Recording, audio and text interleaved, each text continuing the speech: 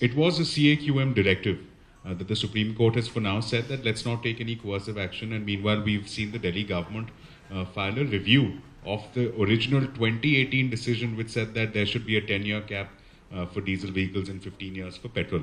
The question I want to ask is the formula that seems to be coming from the Delhi government, and that is seemingly seconded by Mr. Swain as well, that the age itself should not be a factor. Delhi's Environment Minister Manjinder Singh Sirsa has said that it should be the number of kilometers travelled and not the age of the vehicle. Basically saying that, look, there could be a commercial vehicle, a cab plying on, let's say, an Uber that does something like a 5 lakh kilometers over a 15-year tenure as compared to a private vehicle that probably just does 50,000. Okay, so I think let me clarify a few things as far as the end-of-life ban is concerned. That was just mentioned just now.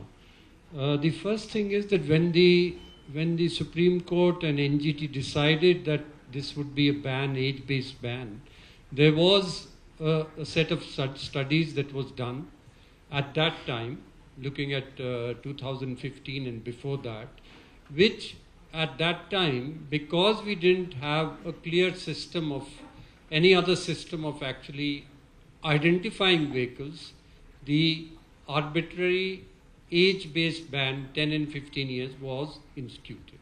And that's what the NGT and the Supreme Court said, that at this stage we don't have the system on the ground in terms of, standards, fuel standards, emissions, PUC testing, and this is the time to do it. Similar was, the decision that was done in terms of moving to CNG.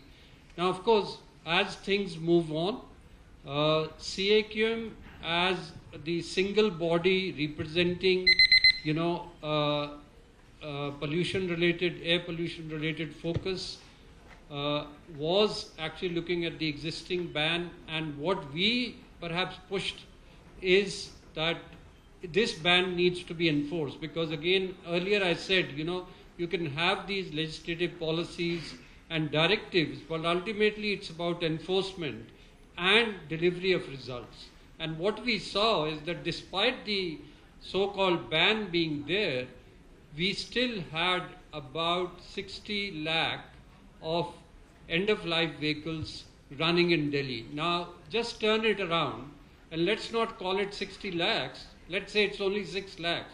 But if you look at it from an emission standard perspective, there are still similar numbers, and in fact the number is about another 20 lakh vehicles clearly demarcated, which are still BS1, BS2, BS3 vehicles running in Delhi with NCR, which should not be running, not because of the 10 and 15-year ban, but because there is a time limit in terms of fitness for these vehicles, the 15-year time limit that we have under standard motor vehicle registration.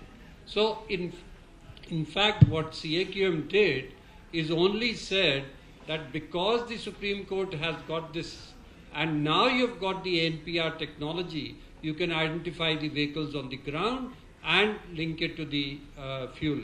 Of course, one needs to move ahead and see, whether we have a fit-for-purpose PUCC regime. Are we just capturing, are we not, in the current PUC regime, beyond carbon monoxide and hydrocarbons, we are not capturing the PM2.5 and the NOx, which are the real culprits in terms of air quality. So is it fit for purpose to identify vehicles based on PUC?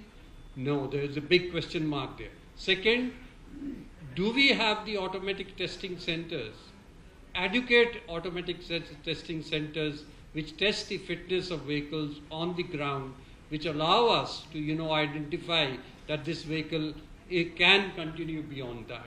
And these are two big question marks, which of course we know that the court is already addressing this issue based on the Delhi review, and that would decide how we move from an age-based regime to a fitness or a pollution-based regime.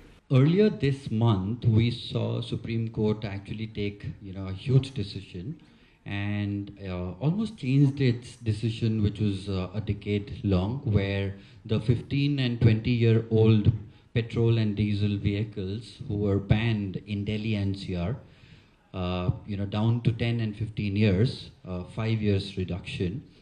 Mind you, it was hurting people, the hard-earned money, and it was also possibly not contributing to pollution as much. And with the recent intervention by the government and various other political activists, we saw that Supreme Court stated that let's check this again. There are various vehicles who are completely fit, okay, perhaps BS6 standards, etc., and these are not contributing to the pollution as much as we thought. So a straightaway ban may not be the answer. Instead, let's grade it scientifically. Let's actually see that whether a vehicle is or not contributing to emission, pollution. And on that basis, let's decide whether or not to ban which vehicle. Age should not be the sole criteria. I'm not so sure that I think you should regulate how consumer behaves all the time.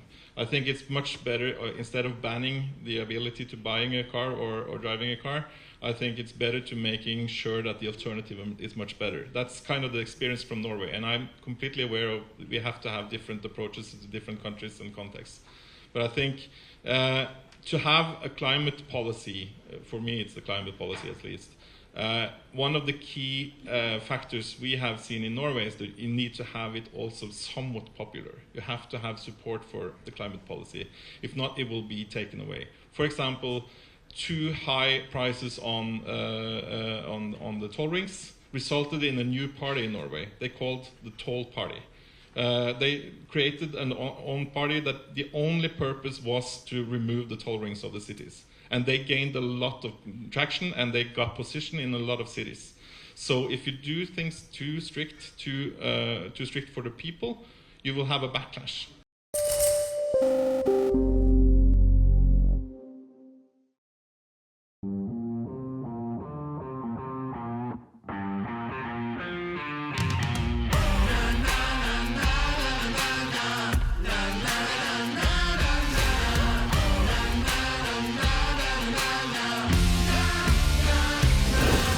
Make informed decisions with comprehensive analysis on the go. Strengthen your portfolio with real-time market updates on the go. Create effective strategies with insightful expert opinions on the go. Grow on the go with CNBC-TV18, now streaming live 24/7 on YouTube.